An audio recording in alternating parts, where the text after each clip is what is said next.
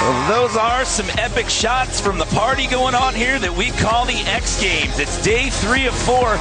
You are looking down on the event deck here at LA Live, and right now we are set to kick off the BMX Park Final. Hello everyone, I'm Jimmy Coleman sitting alongside Dennis McCoy and Kevin Robinson. We have narrowed the field down to 10 riders. We've got last year's defending gold medalist, that man right there, Daniel Dares. He is in the lineup, but our top qualifier coming into this was last year's silver medalist, Dennis Anderson.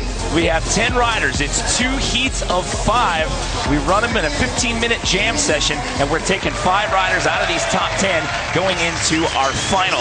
And there's a shot of Brett Banasewicz. He is the youngest competitor in the field here today at just 16 years old. Last year was his first X Games. He barely missed the podium. He finished in 4th, and he is going to start us off. Banasewicz in for his first run. It's so amazing the progression level that has come on with some of the youngest riders. Yeah, he's certainly pushing the envelope. Oh, a nice big flare over the tombstone around the pool bowl. Check out the speed. Big double whip. Brett's putting it together here. These guys have had an extra day to get comfortable on this course. A gap in between the prelim and now the final. A little bit low on that flare. But I see a big improvement over the prelims already. And catch bar 450 over the hip. Did he spin those twice? Yes. Brett definitely looked a lot more comfortable than he did in prelims when he had, was battling some bike issues. Good solid run. Yeah, the elimination, his chain kept breaking, and he only got 2 runs. The way this works, it's a 15-minute jam session. These guys have to run in order. It's a 40-second max run clock. The best run score you can possibly get is at 50. It's your 2 best scores total together. And remember, out of these 10, we're taking 5 into the final. And meanwhile, Kyle Baldock is just ripping it up out here. Another guy that, these guys are going to get more and more comfortable on the course as time goes on. Having an extra day of practice in between with less guys to share the course with, it's going to show in the way these guys attack it. He is our only X Games rookie in the lineup here. He's coming off a big win last weekend in Park at the Dew Tour, and he's looking pretty calm here in the final. Throwing the front flip. Right front. The tough thing about that is he has barely no transition to land on when he lands, but he still pulls it. Just catching the last little bit of transition right there. We got us a solid start to this, guys. This is coming out with a banger, I gotta say. These guys are ready to battle. Well, another thing to note here is we take the 2 best scores out of each heat, and it's the better 3rd place score between the 2 heats that'll round out our 5-man final. Nice grind there on the carport. Gary's got just the most unique lines of anybody in the bunch. High-speed manual, dropping it down. It always impressed me so much, the speed that Gary maintains throughout the course. After watching at home, you see the 2 clocks in the upper right-hand corner of your screen. The 1 in white, that is the jam session time. The 1 in yellow, that is the actual run time. It's run till you fall or until 40 seconds has elapsed. And we've got 2 guys tied right now. It'll be interesting to see how this compares to Gary's run. He just attacks this thing, he flows. You can put the most simple course out there, and Gary's going to find a way to get creative on it. Now, we haven't talked about this yet. I mean, this is not like park courses we've seen many years past with box jumps and quarter pipes and whatnot. You got to have the big tricks, but it's also about style and flow in a course like this. Yep, and it's interesting to see guys like this, Daniel Dares, who's just a trick machine, adapt his tricks to this course. With a trick like that, a big double tail out of the tombstone. And a course like this, too, not only do you have to adapt to this style course, but you have to do it all within a 40-second time frame. So to put all that together, that's challenging. And it's extremely methodical for a lot of these guys. And if you slip up one thing, it's real easy to lose your pace and get lost in this course. And that hasn't happened to Daniel in this run. I'm impressed. He's flowing this thing. It hasn't happened to anybody in this opening round of heat number 1. They are coming out swinging. Park 7. Wow. Park 7 over the transfer. That was massive. Kind of a flat spin rotation in that 720. Remember, the best possible run score you can get is a 50, and everybody's pretty evenly matched at this point. We got 2 33s, a 35, and Daniel in there with a 36. But here comes our top qualifier out of elimination. Last year's silver medalist is Dennis Anderson. Wow, big whip. That was definitely an original line. I don't think I've seen that yet with the tail up into the wall. Well, he finished 5 full points ahead of the rest of the field in qualifier or elimination the other day. Dennis's riding is ridiculous, and I don't use that word lightly. I mean, look at this. He's huge tail whip pocket air. And he's got a wonderful name too, doesn't he? Hey, man. I smile when I see Dennis ride because he just kills it on everything. I mean, he won Park and Dirt in Salt Lake at a Dude Tour. He can win here and he can beat Garrett tomorrow. He's that good. Big tricks like that, a foot jam nose pick to fakie. A fakie's a universal term. You'll hear it a lot. It means going into a trick backwards or landing it backwards. Wow. Brett's putting it together here. That's the best line I've seen yet. He's another one of those guys like Daniel Darris. He is a trick machine, and he definitely has improved his flow from what we saw out of the elimination round the other day. A nice tuck no hander. Coming out of Tombstone, building up some speed. Let's see what he can finish with, because this run is very, very solid. Oh, the flare whip sliding out. That'll hurt because he still had time on the clock. And as a competitor, that's frustrating to just nail a run and then mess up at the end. And you hear the buzzer go, so that means it constitutes a fall. Yeah, he kind of corked the front flip out. Kind of got a little sideways barrel rolling style. Oh, Gary kind of slipping out a little bit there. I really think Brett's run was maybe going to score the highest of any run yet had he not fallen at the end. Well, I tell you what, he still got a 30 even with about 9 seconds left on the clock. Remember, it's your 2 best run scores total together, and that was unfortunate for Kyle Baldock because he's now got a 13. There's still plenty of time left to go through the rotation, though. But you see Kyle's 13, he fell so early in the run. That's the reason why. It's not that you get penalized so heavily for falls, it's when you fall. That's a huge difference. Gary coming up a hair short. You see, he kind of hung up there. With that right there, it loses your speed. Now it throws off your plan. You had a game plan coming in, the different lines you have. Now you have to quickly adjust, which Gary is showing that he's very capable of doing. Now we mentioned style and flow. He's one of those guys. He doesn't have some of the big tricks like Brett Metasewicz and Daniel Darris, but he attacks this course at high speed. You will see him whipping through these corners with unique transfer lines and gap jumps. And plenty of endurance. I think this contest could run 3 times in a row and Gary would be down for it all. Well, he's been knocking on the door the last 2 years in a row, walking away with a bronze medal. Got himself a silver all the way back in 2003. Oh, Daniel Darris up the ski jump with a 360 tuck no-hander. Big double lip. Daniel's looking like he's riding pretty clean to me right now. Like, I'm impressed. He's, dropping the front end, proper landings. Landing smooth, keeping his flow going. Definitely looking a little more comfortable than he did in prelims. Yeah, I was just going to say, he looks a lot more comfortable right now than we saw out of elimination, and he is your defending gold medalist. Got his 3rd one last year. He took the gold in 07, 08, and last year, and he's looking poised to get into that final here in round 1 of the final. There it is again with a big cork 720 over the gap. That is very much Daniel's own style. That might have been a better landing than what he had out of the first run. Now, his first run score was solid at 36, and that gets him a 38, so he's got the highest single run score of the team so far. Anderson, he's been doing that trick for years. Roll on, 270 in, like alley-oop style. That's a lot crazier than it looks. Wow. What a massive transfer.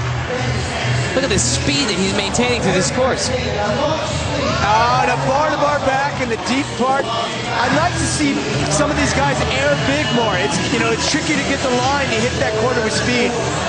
Wow, huge flip. That was a massive flip. When Dennis says bar-to-bar back, he spins his handlebars one direction, catches it, and then spins it back the other direction. And what Dennis does, and few of the guys do, he links these big tricks like this flip over the volcano.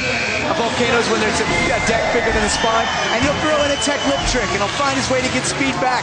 That's what we need to see more of from a lot of these guys. That should be a big run score for Dennis, and he gets the highest score of the afternoon so far. That's a 40, so that puts him 1 point ahead of Daniel Darris. Did you see that? Front flip tuck, no hand. You guys, we got a sandwich. Oh, he gets hung up coming out of that pool bowl. Let's check out this replay. Look at this. Tucks the bars in his lap, spreads his hands out. Very well executed. It'll be interesting to see how Kyle responds after falling early in that pass run, because all of these guys have a legit shot of getting into that final round of 5 and getting up on the podium. Well, now a sense of urgency starts to kick in with about 6.5 left on the clock. He may get 1 more rotation out of this, possibly 2, but Kyle's got to drop that 13. Look at the speed. You don't see that every day. Front flip off the carport. No transition to take off from. Just pulling it from a flat surface. That is so impressive. And you're landing completely to flat on this. Oh, I had the pleasure of riding street in Kansas City, my hometown, with him recently, and he would just casually throw front flips out riding street.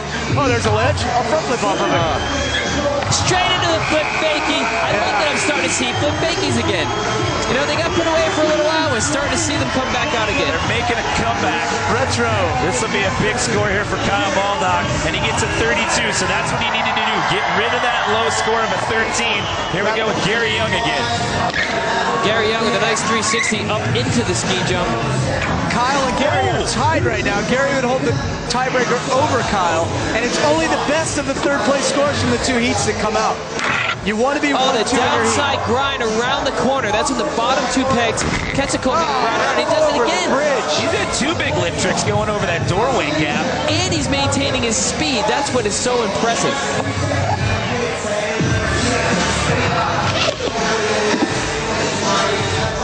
Look at that. Big one-handed flatty, just transferring from bowl to bowl like he's riding a set of trails. Trust me, it's a lot gnarlier than a set of trails. So another solid run there for Gary Young. That'll bring up Daniel Des. Remember, we're taking the two best scores out of each heat and the better third place score between the two, so that bumps him up big time. That gives him a 70. Daniel going, it looked like he's going for the double peg grind. His front peg slipped off, dropped his front wheel. He'll have to call that run, get back up, and get in for another one. As it stands, Daniel and Darius have a bit of a cushion. They're sitting pretty safe. Yeah, caught up on his peg there. And lucky for him, he didn't fall down with the bike. Look at that. There's a new line we haven't seen out of Dennis Anderson. Oh, Dennis with the bar spin to toboggan into the pool bowl.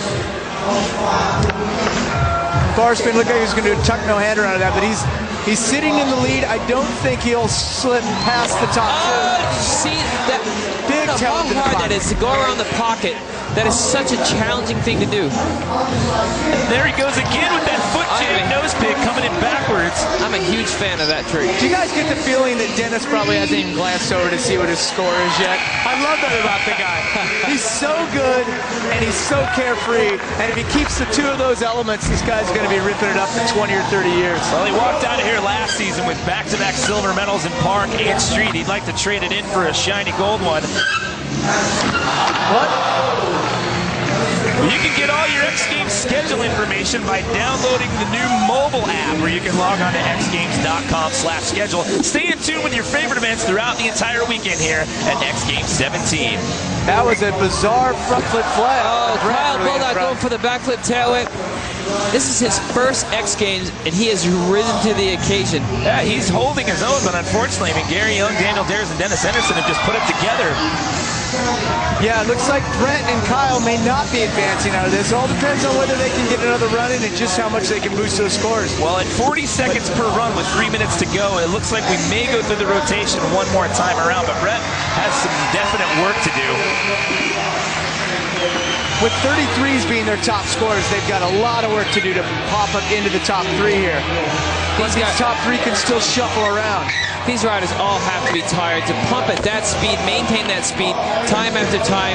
The only one I would think would be comfortable with this is Gary Young. And he's the one that just waved it off, and I think it's because he lost his line. It's not because he was out of breath. As a competitor, you know, if this run can't beat my other one, maybe I'm better off saving it for the next one. Well, then you start using energy and everything and expending energy that you could use on your next run. And risk. We're always expending risk. If you figure if you do this stuff 10 times, you might fall one or two of them. Why take that risk if you're trying to make it through to the final round? Exactly. You don't want to expend everything you've got left before you get into that final. That was awesome. Huge alley-oop tail whip transfer out of the pool bowl. Oh, the nice tuck no-handed 360. No-handed flare. Daniel's just stringing tricks together. He's in a good position right now. I'm a big fan of that no-handed flare trick. Speaking from the guy that came up with it first. So Daniel loops out with about 10 seconds left on the clock, so that's not going to help him out. He's not in a bad spot. I mean, he's in 74. Looks like we're going to go through the rotation one more time around. He looks like he's a pretty safe lock to make it into that final. And this guy's definitely a lock right now. Well, he's right on pace from where we left off with him on Thursday. Yes, bar spin to tuck no-hander over the volcano. And a huge pocket table. You have to be so on top of your game to ride a course like this, to have the reaction time so instantly. If something goes wrong, you have to be ready to improvise real quick. Yes. That's a new one. For improvising. Yeah, haven't seen that in a while. I can't stress enough how impressed I am that he can link these high-speed moves, go giant, and do that. And do that. A tech risky lip trick to fakie. You don't usually just want to